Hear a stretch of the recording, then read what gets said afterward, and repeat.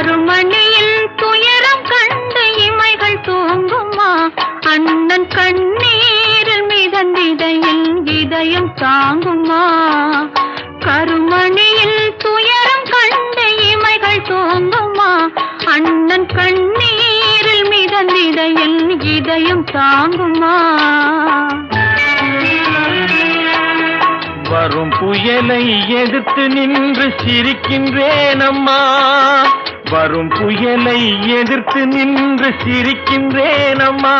தங்கை வாழ்வுக்காக என் சுகத்தை கொடுக்கின்றேன் அம்மா. ஒரு கொடியில் திருமலர்கள் பிறந்ததம்மா, பிறந்ததம்மா. அண்ணன் தங்கை